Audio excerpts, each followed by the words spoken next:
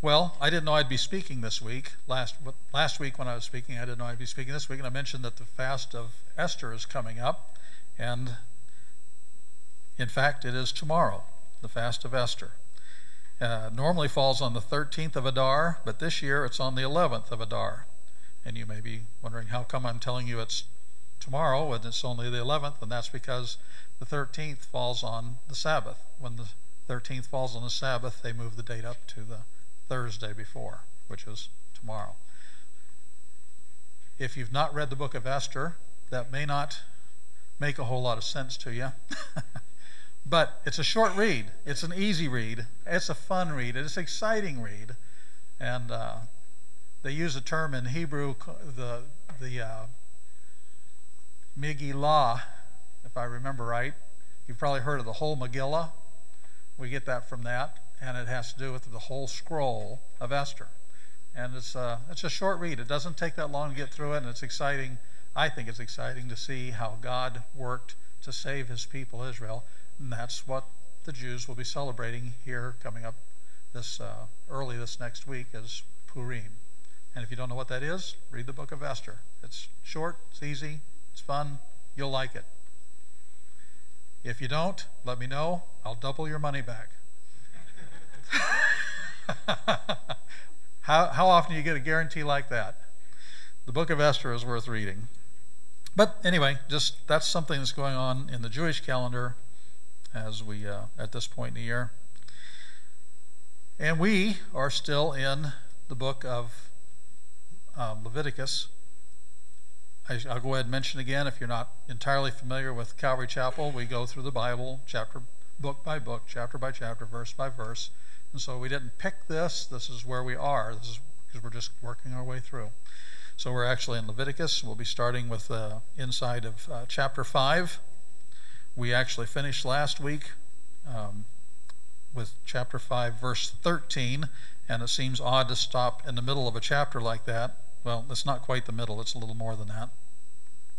But it's the end of the quote marks from when God started speaking in verse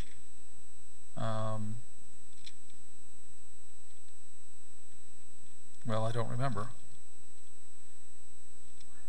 It was actually started back in chapter 4, and so that's why we covered that all in one piece last week. Pastor Tom covered the sweet aroma sacrifices. That would be the burnt offering was in chapter 1. In Hebrew, that's the olah. No, I didn't say hello. That would be olah. I said olah, and that means burnt offering. Then in chapter 2, it covers the grain offering, the mincha. In chapter 3, we saw the sacrifice of the peace offerings. And then last week, we looked at the non-sweet aroma sacrifices, the sin offering, katat, and we started the asham in chapter 5. We saw that each of these sacrifices provide pictures or types or foreshadowings of Jesus and his sacrifice. And we saw that there's 3 entities involved in these sacrifices in Leviticus. We see that there's the offering itself, the priest and the offerer, and how Jesus for us is the offering, the priest, and the offerer. I'm not going to go back through and cover all these. I gave verses that show how these sacrifices are pictures of Jesus and his death on the cross. So I'm not going to cover it again. You can get the CD or look at it or listen to it on the website and pick up that information. So last week we went through from chapter 4 through 4 and also up to 5:13. It's all one statement from God. We finished with as far as I know, the only non-blood sacrifice for forgiveness of sins. It was for the poorest of the poor. It was 1/10 of an ephah of fine flour, and that is about 2 quarts. So today we'll start with chapter 5, verse 14. And just kind of a heads up on it, in the Hebrew Bible, the chapter 5 actually runs through our chapter 6, verse 7, which to me makes a lot of sense because the end of chapter 5 is talking about the trespass offering, and that continues on into chapter 6. And so the chapter division in the Hebrew Bible actually starts with the laws concerning the sacrifices, and we'll hopefully get into that.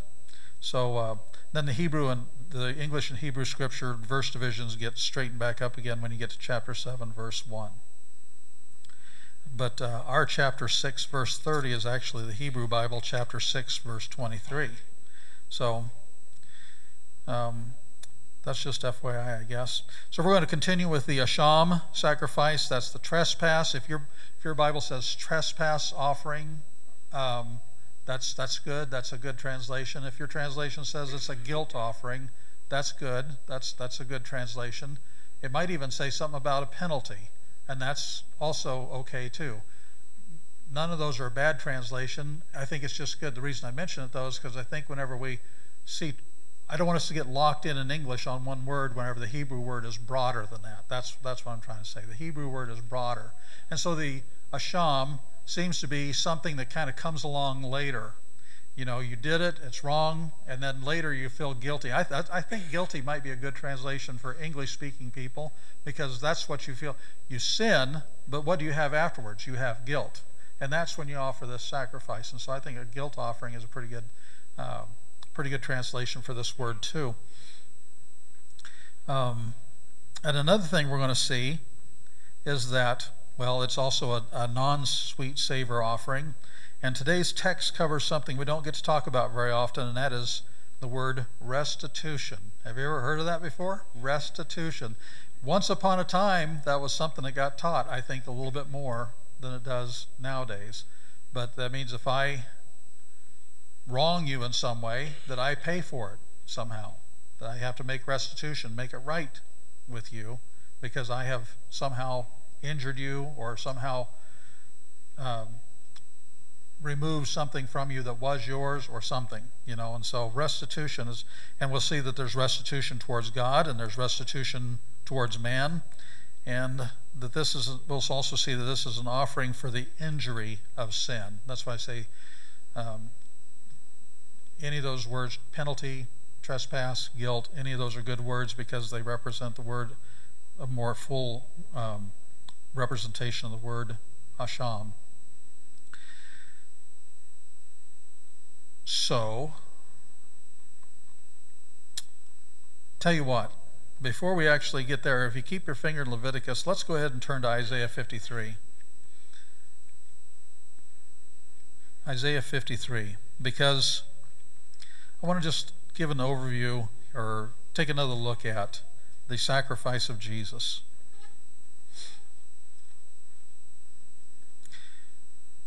And I'll let you know why when we get there. Isaiah chapter 53. Lord, who has believed our report, and to whom has the arm of the Lord been revealed? For he shall grow up before him as a tender plant, as a root out of dry ground. He has no form or comeliness, and when we see him, there is no beauty that we should desire him. He is despised and rejected by men, a man of sorrows, and acquainted with grief. And we hid, as it were, our faces from him. He was despised, and we did not esteem him. Surely he has borne our griefs and carried our sorrows. Yet we esteemed him stricken, smitten by God, and afflicted. But he was wounded for our transgressions. He was bruised for our iniquities. The chastisement for our peace was upon him, and by his stripes we are healed. All we like sheep have gone astray. We have turned every one to his own way, and the Lord has laid on him the iniquity of us all. He was oppressed, he was afflicted, yet he opened not his mouth. He was led as a lamb to the slaughter, and as a sheep before its shearers is silent, so he opened not his mouth. He was taken from prison and from judgment, and who will declare his generation? For he was cut off from the land of the living. For the transgressions of my people he was stricken. And they made his grave with the wicked, but with the rich at his death, because he had done no violence, nor was any deceit in his mouth. Yet it pleased the Lord to bruise him. He has put him to grief. When you make his soul an offering for sin, he shall see his seed, he shall prolong his days, and the pleasure of the Lord shall prosper in his hand. He shall see the labor of his soul and be satisfied. By his knowledge my righteous servant shall justify many, for he shall bear their iniquities. Therefore I will divide him a portion with the great, and he will divide the spoil with the strong, because he poured out his soul to death, unto death. And he was numbered with the transgressors, and he bore the sins of many, and made intercession for the transgressors. What an incredible prophecy regarding the sacrifice of Jesus and what he accomplished, that he himself bore our sorrows, that he himself bore our transgressions. It's incredible, an incredible prophecy. The reason why I read this is because in chapter 53, in verse 10, it said, "It pleased the Lord to bruise him. He has put him to grief when you make his soul an offering for sin." This word for offering for sin, this is the Hebrew word asham, the exact same word we're looking at in Leviticus chapter 5, 6, the end of chapter 5, the beginning of chapter 6, the word asham. He was an asham. He was a guilt offering. He was a trespass offering. You know, another interesting word is he says it pleased the Lord to bruise him. And back up in verse 5, it says he was bruised for our iniquities. Bruised is okay, but when I think of bruised, I think of like I get bumped as I'm going out the door and it leaves a bruise. Oh, it might hurt a little bit, but mostly I can ignore it. Mostly it doesn't hurt too badly. The bruise isn't that big of a deal. That's not what we mean. That's not what this means. Crushed would probably be a better word. He was crushed for our iniquities. It pleased the Lord to crush him. But even that, I think we need a little definition. What does that Hebrew word mean? If you took a vanilla wafer and put it on a table and smacked it with a hammer, you will have crushed it.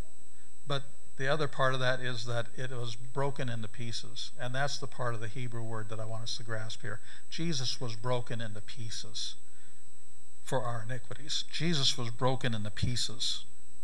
And it pleased the Lord to break him into pieces, because now not a bone was broken. I'm not talking about like the Ritz or the vanilla wafer. I mean, that's totally broken.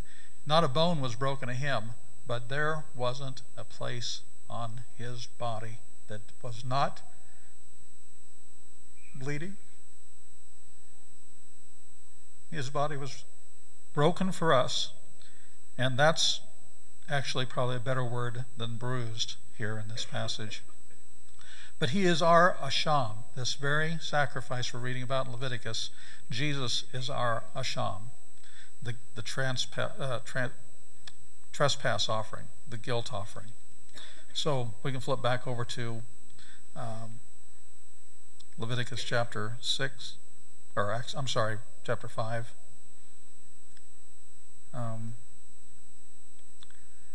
This idea of being broken or beat into pieces reminds me also of the grain offering in chapter 1,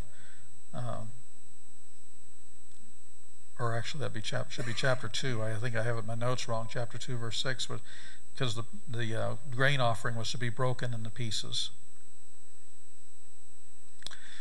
So let's start with verse 14. Then the Lord spoke to Moses, saying, "If a person commits a trespass and sins unintentionally in regard to the holy things of the Lord, then he shall bring to the Lord his trespass offering, a ram without blemish from the flocks." Jesus too was without blemish. I didn't really talk about that much when we were reading Isaiah there. So the man is supposed to bring a ram without blemish from the flocks, with your valuation in shekels of silver according to the shekel of the sanctuary, as a trespass offering. And he shall make restitution. So there's that word. He shall make restitution for the harm that he has done in regard to the holy thing, and shall add 1/5 to it, and give it to the priest. So the priest shall make atonement for him with the ram of the trespass offering, and it shall be forgiven him. You offer the trespass offering, and you receive forgiveness. Okay? In this case, this is referring to a trespass against the Lord. Again, this is regarding guilt or the consequence of sin that caused damage or loss against, in this case, against God. For example, you should have offered the firstborn male lamb to the Lord, but things got kind of busy and you just didn't quite get around to it, and it just didn't happen. Okay, well, you're guilty, and this was in a holy thing of the Lord. The firstborn male lamb belongs to the Lord. So now you're guilty. You owe the lamb, plus you owe 20%. You got to kill a fifth of another lamb. No, I think that's part of the reason it had to be valued. It was because you had to pay what you owed plus 20%, 1/5 of it. And then that's just to make restitution. Then you had to offer the lamb. That was for your trespass. Then you would be forgiven. So it was the lamb, the extra 20%, the ram for the sin offering, or the trespass offering, and then you could make restitution to God and get atonement and forgiveness. Let's go to 17. If a person sins and commits any of these things which are forbidden to be done by the commandments of the Lord, though he does not know it, yet he is guilty and shall bear his iniquity, he shall bring to the priest a ram without blemish from the flock with your valuation as a trespass offering. So the priest shall make atonement for him regarding his ignorance in which he erred and did not know it, and it shall be forgiven him. This is a trespass offering. He has certainly trespassed against the Lord. Okay, so this is not against the holy things of the Lord. This is against somebody else.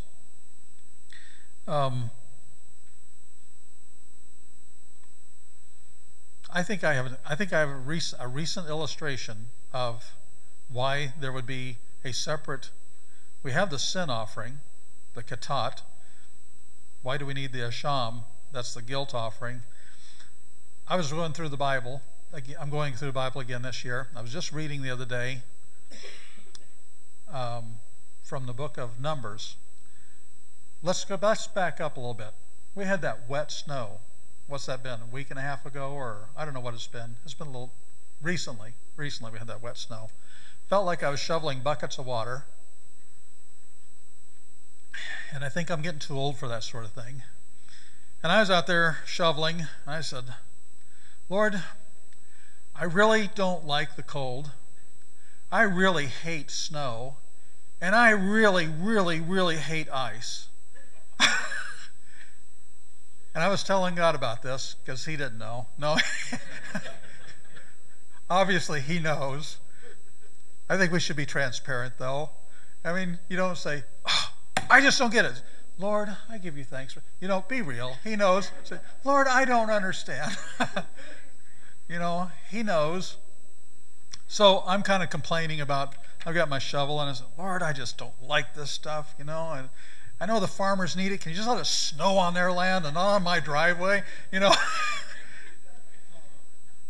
so that happened, a couple of weeks ago or a week and a half ago or whatever. Well, then just the other day, I was reading in the book of Numbers, chapter 11. The Lord had blessed his people. He took them out of the land of slavery, out of the land of Egypt. They were traveling. They saw all his miracles. They saw what he did to the Egyptians, all the plagues. They saw him open up the Red Sea. They went through on dry land. Pharaoh's army tried to go through. They all drowned. They saw all that stuff. God's provision. They had a cloud cover to keep. They're in the wilderness. They're in the desert. They have cloud cover to protect them all day long. And at night, it was a pillar of fire to protect them from wild animals and stuff. I mean, God was taking care of that. What an incredible thing to be led by the cloud or be led by a pillar of fire. I mean, what an awesome thing. Manna comes down every day. You just get up and you go out and you pick up manna, and you can make banana bread and whatever, and it's just like, and so just God provided for all these 600 million men plus, and then he also had wives and children and unmarried people and younger ones and all that weren't able to go to war. a lot of people, probably a couple of million people altogether. And here's all this food God just brings down with the dew every single morning. All they have to do is go out and pick it up. And do it his way, Pick it up and don't save it, except for the Sabbath day. Anyway, they see all of this stuff. Every day there's something cool that God's doing. Pillar of fire, pillar of cloud, manna, Every day, a miracle. And they get out there in the wilderness. And go, I remember when we were back in Egypt. We could eat all the fish we wanted. We had cucumbers, which I don't know. That gives me heartburn. But anyway, we had onions and garlic. Now that stuff I like. They had all this stuff, and they were lamenting it and complaining to the Lord. And I thought, oh, Lord, I am so sorry that we have hearts like that. Why would people complain if they, here you've been all that good to them and everything, and why would they complain? And he said, yeah, did you hear you out in the driveway? Oh, no. Did God lead us to South Dakota? Yeah, God led us to South Dakota. That was back in 95. Did he tell me to go somewhere else? Not that I'm aware of. I think that if he wanted me to, he could somehow let me know what he wanted me to. So if he hasn't told me to go somewhere else, this is where he still wants me. Well, okay, if I am where he wants me, and it snows there, or there's ice there, or there's cold there, should I be complaining about it? And I thought, oh, no. And so what happened? This happened, a week ago or whatever. I don't remember when it was. But I was just doing my Bible reading. I saw this in the Word of God, and I had guilt. No, Lord, I don't want to be like that. I don't want that in my heart. I mean, I still don't like snow and everything, but I got to quit griping to him about it, or to anybody else. I got to quit griping about it. Period. I think, and so. But if it ever moves me somewhere warmer, I don't know. Anyway. But I thought, well, this is a good example. I didn't do it on purpose, but I thought, there's a good example of a trespass offering. You do something, and then later you find out you're guilty. Oh, I'm guilty. Now I have guilt. That was the time you would offer the asham, the guilt offering or the trespass offering. And so I just felt like it's something that happened recently. I think it's a good illustration of why it's different from the sin offering. I think that when we see verse 17 here, we can see why missionary work is important. If a person sins and commits any of these things which are forbidden to be done by the commandments of the Lord, though he does not know it, yet he is guilty and shall bear his iniquity. That's, even if you don't know, you're still guilty. And it's good for us to send out missionaries, or if he calls us to be a missionary, or even just here, people you may work with, family members, friends, whoever, to let people know, yes, we are guilty, but God has provided for that, and give them the good news about Jesus so that there can be forgiveness of sin. Because the Bible is pretty clear on some of these things. John chapter 3, verse 18, Jesus himself was speaking, and he said, he who believes in him, meaning himself, the Son, is not condemned. That's great news. He who does not believe is condemned already. This isn't some future thing, hell somewhere else out here, or the judgment, rather, is somewhere, that is the future. The judgment seat of Christ, the great white throne judgment, that is in the future. But if you haven't come to Jesus, you are condemned already. Before we came to Christ, each one of us here who have come to Christ, before we came to him, we were condemned already. If we had not come to him, we were already under condemnation. In John chapter 3, verse 36, which may or may not be the words of John the Baptist, it depends on where the quote marks go, says, he who believes in the Son has everlasting life. He who does not believe in the Son shall not see life, but the wrath of God abides on him. Abides means remains. It's already there. It's sitting right on top of your head. If you haven't come to Jesus, it's sitting right on your head already. The wrath of God abides on you. It remains there until you come to Jesus to be saved and invite him into your heart. Receive his forgiveness. So it's even still true what John the Baptist said, Matthew chapter 3, verse 10, even now the axe is already laid to the root of the trees. The condemnation is already there. The judgment is already there, condemned already. And so it's important to tell others about the good news of Jesus. It seems funny when we read it and says, well, they do one of the things they're not supposed to do and they don't know it. But, I probably got more Greek and Hebrew Bibles in my home than some people have with English Bibles, and we all probably have a whole lot of I can't get that a whole lot of Bibles, and so we turn our attention to the Word of the Lord on Wednesday nights and Sunday mornings, and so for us to say, well, how could you do it and not know it's a sin? But back then, they would not have as much teaching from the Word as we have now. And to whom much has been given, much will be required. I know that's very encouraging to hear, isn't it? It's one of those scary things, actually.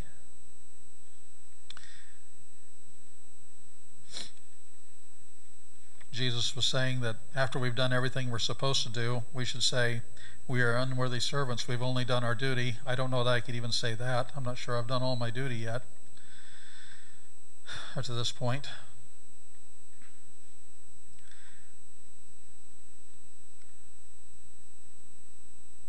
But the good news is that if people come to Jesus, just as it is here with the trespass offering, they will be forgiven. Let's go on to chapter 6. Now, chapter 6, verse 1 is actually chapter 5, verse 20 in the Hebrew Tanakh.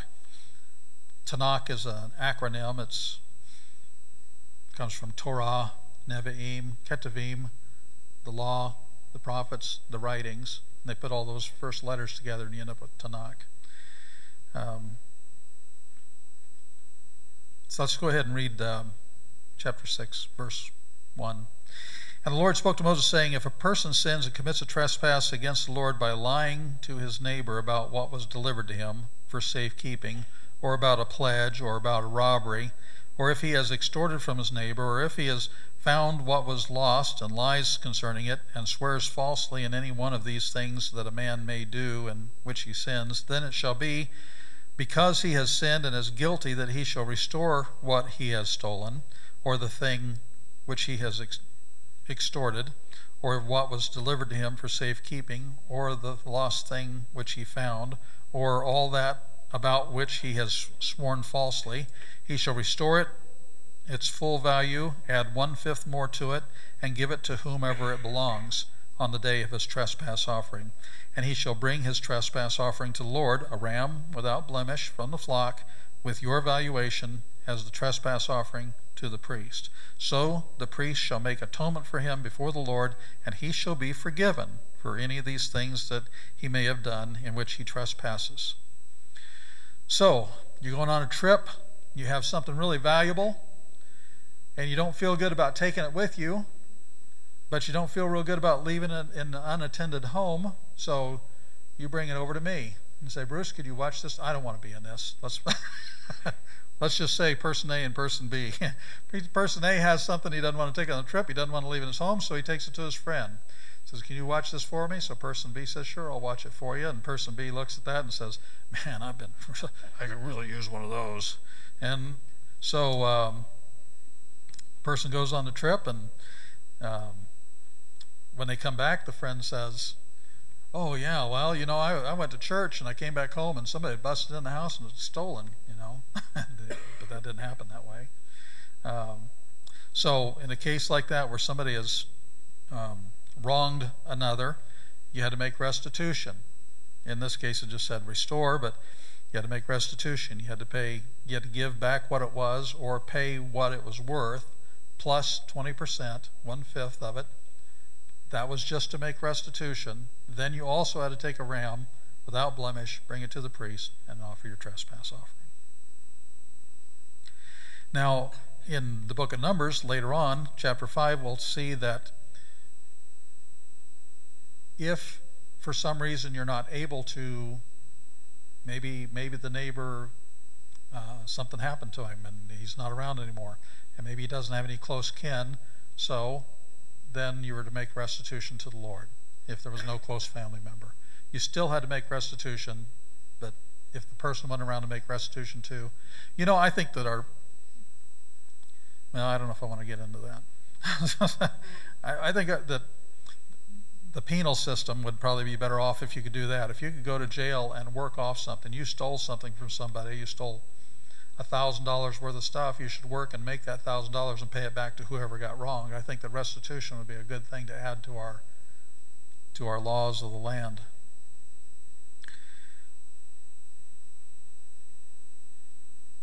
It also seems like in verse 6 when it says that the ram had to be valued, I guess it looks to me like maybe the ram had to be valuable enough to cover the guilt of whatever it was you did. So far, we've seen the offerings in this order. In chapter 1, we saw the burnt offering. In chapter 2, we saw the grain offering. Chapter 3, we saw the fellowship offering. Chapter 4, we saw the sin offering. And then at the end of chapter 5 and also at the beginning of chapter 6, we saw the guilt offering or the trespass offering. But now we're going to see the law, quote unquote, of the offerings. And it's in a different order. It's a burnt offering, grain offering, sin offering, guilt, and then fellowship. Why is this? Well, I don't know, but some things we can observe is that the burnt offering is not eaten. It's first. The grain offering is partially eaten by the priest. That's second. The sin offering is eaten and the guilt offering are eaten by the priest if it's not for the priest or for the entire assembly. If it's just for a leader or your average person, they got to eat some of it anyway.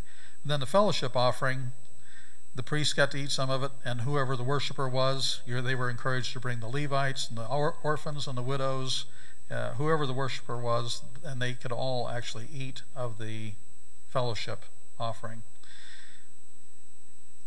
The burnt offering was offered every day. Every day they had to have a burnt offering in the morning. They had to have a burnt offering in the evening. With that was a grain offering. So we have those two. If you did something, you sinned, you bring a sin offering, or you'd bring a trespass offering, then you were forgiven and you were back in the right standing with God. Then you could actually bring your Thanksgiving offering or your peace offering. So I think that kind of makes sense too, that this would be the approach to God in that way. So we're going to see in each one of these sections here, starting with verse 8, we're going to find the law of and in this first case it's going to be the burnt offering. So, starting with verse 8, then the Lord spoke to Moses, saying, command Aaron and his sons, saying, this is the law of the burnt offering. Now, this law of the burnt offering is going to give us details that were not included when he originally talked about the burnt offering in chapter 1. Each one of these laws is going to give us some additional information that we didn't have. This will happen on a little bit later on too. But this is the Torat HaOlah, the law, as in Torah, of the burnt offering. This is the law of the burnt offering. The burnt offering shall be upon the hearth of the altar all night until morning, and the fire of the altar shall be kept burning on it. And the priest shall put on his linen garment and his linen trousers, and he shall put on his linen trousers he shall put on his body, and take up the ashes of the burnt offering which the fire has consumed on the altar, and he shall put them beside the altar. Then he shall take off his garments and put on other garments, and carry the ashes outside the camp to a clean place.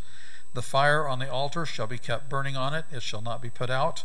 The priest shall burn wood on it every morning, and lay the burnt offering in order on it. He shall burn on it the fat of the peace offerings. A fire shall always be burning on the altar, it shall never go out. And so that is the law of the burnt offering. And so we get additional details that weren't covered in chapter 1. Specifically, this is regarding the fire on the altar and the disposal of the ashes. And I'm guessing that the clean place in verse 11 that they're supposed to take the ashes to is probably the same clean place that they would take the parts that were not offered on the altar for the sin offering, for the priest, for the whole assembly. It said to take all this other part, all these remaining parts of the bull out to the clean place and burn them on fire there. Probably the same clean place. It was the place for burning, and this is where the ashes went also. Yes, and as I said, that was just for the priest and the whole congregation, where they actually took the parts of the animal that was offered and burned them in a clean place. And then in verse 14, we have the Torat HaMinka, the law of the grain offering. The grain offering was talked about in chapter 2, but we're going to learn a little bit more about it here. This is the law of the grain offering. The sons of Aaron shall offer it on the altar before the Lord. He shall take from it his handful of fine flour of the grain offering with its oil and all the frankincense which is on the grain offering, and shall burn it on the altar for a sweet aroma as a memorial to the Lord. And the remainder of it Aaron and his sons shall eat with unleavened bread. It shall be eaten in the holy place in the court of the tabernacle of meeting. They shall eat it. It shall not be baked with leaven. I have given it as their portion of my offerings made by fire. It is most holy, like the sin offering and the trespass offering. All the males among the children of Aaron may eat it. It shall be a statute forever in your generations concerning the offerings made by fire to the Lord. Whoever touches them must be holy. Okay? So this is just looking at the grain offering in general. The next section is going to talk about whenever the priest himself would offer a grain offering. That's a little different. So this is mostly additional information from what we saw in chapter 2, but it's regarding the proper treatment of the grain offering. You can't use it with yeast. It tells who can eat it. It does tell us that it's Kodesh, Kodashim, which is most holy. And this is a statute forever. Verse 19. And the Lord spoke to Moses, saying, This is the offering of Aaron and his sons, when they shall offer to the Lord, beginning on the day when he is anointed, 1/10 of an ephah, which is about 2 quarts, of fine flour as a daily grain offering, half of it in the morning, half at night. And it shall be made in a pan with oil. When it is mixed, you shall bring it in. The baked pieces of the grain offering you shall offer for a sweet aroma to the Lord. The priest from among his sons who is anointed in his place shall offer it. It is a statute forever to the Lord. It shall be wholly burned. For every grain offering for a priest shall be wholly burned. It shall not be eaten. So you or I, if we went to the tabernacle, offered a grain offering, the priest takes a handful, burns it. He gets the rest of it. He and his family can eat that. The rest of that grain or flour. Whenever the priest makes an offering, he doesn't get to keep any of it. He doesn't get to eat any of it. The whole thing has to be burned.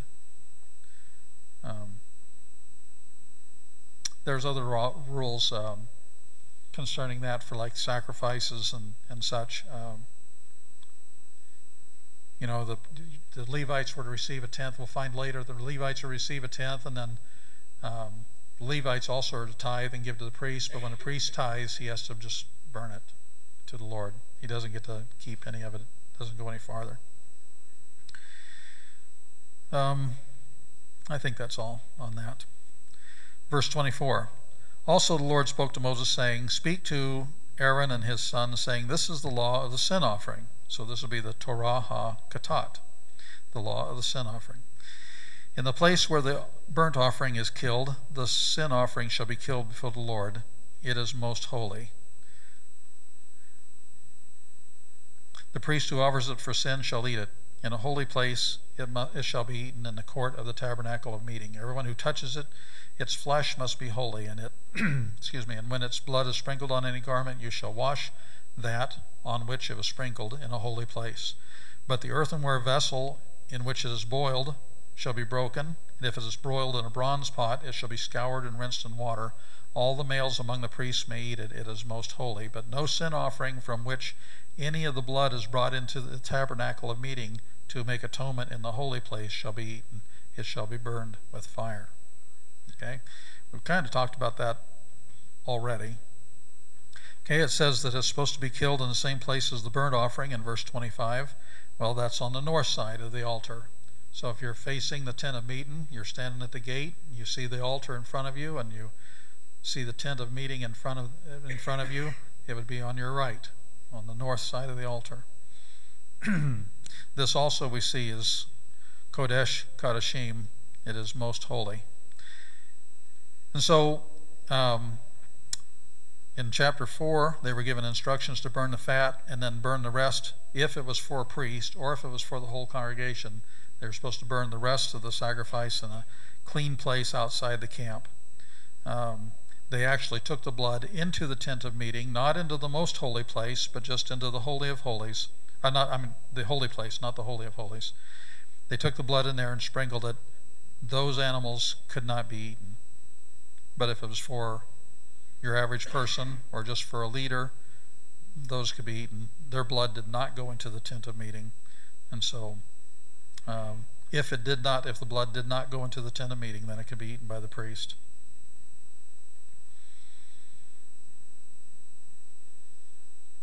I know we talked about it last time, but I just quickly want to turn to, keep your finger in Leviticus because we're coming back pretty soon, but I want to turn to Hebrews chapter 13. I think I made reference to this last week, but I want to make reference to it again. Hebrews chapter 13, verses 11 through 13. Because the blood that got taken into the holy place, they had to be burned outside the camp in a clean place. It says in Hebrews 13, 11 through 13, for the bodies of those animals whose blood is brought into the sanctuary by the high priest for sin are burned outside the camp. Therefore Jesus also, that he might sanctify the people with his own blood, suffered outside the gate. Therefore let us go forth to him outside the camp, bearing his reproach. Okay, chapter 7, Leviticus, verse 1. We have another law. This would be the law of the Asham, the Torat Ha-Asham. Likewise, this is the law of the trespass offering. It is most holy. It's Kodesh Kodashim. It is most holy. That's a repetition of the word holy twice. I was telling my wife on the way over about when the people went in to spy out the land. They came back and gave a report to Moses and everybody. They said, yeah, it's nice, but there's giants in there, and we can't do it. And Joshua and Caleb said, the Lord is with us, and we can go in and do it. We need to go in and take the land. And they said, and the land is very good. And the land is ha'aretz. It was tovah, good. Meod, meod, very, very. So your translation will say is, the land is exceedingly good or very, very good or whatever. And so you have this repetition of the word like very, very in that instance. Here you have the word holy, holy, and the second one is plural. And so it's the holy, most holy offering.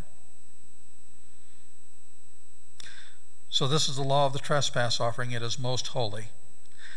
In the place where they killed the burnt offering, they shall kill the trespass offering. Again, that's on the north side. And its blood he shall sprinkle all around on the altar, and he shall offer from it all its fat, the fat tail, the fat that covers the entrails, the two kidneys, and the fat that is on them by the by the flanks, and the fatty lobe attached to the liver above the kidneys he shall remove. And the priest shall burn them on the altar as an offering made by fire to the Lord. It is a trespass offering. Every male among the priests may eat it. It shall be eaten in a holy place. It is most holy. The trespass offering is like the sin offering, and indeed they are very similar. There is one law for them both. The priest who makes atonement with it shall have it. And the priest who offers anyone's burnt offering, that priest shall have for himself the skin of the burnt offering which he has offered, and every grain offering that is baked in the oven, and all that is prepared in the covered pan or in the pan, shall be the priest who offers it. Every grain offering, whether mixed with oil or dry, shall belong to all the sons of Aaron, to one as much as the other. In other words, it just kind of went into a community pool for those grain offerings. And so, again, we see additional information that wasn't necessarily included in the first time that it was talked about. But this is the instruction manual for the priests, and God is laying out what it is that they need to do. These orders were given specifically to, as we remember, having read from chapter 6, verse 9, command Aaron and his sons. This was specifically information for them as priests on how to do their jobs as priests. I talked about that last week. I'm not going to go through that again. Again, you can listen to the CD or catch it online for that.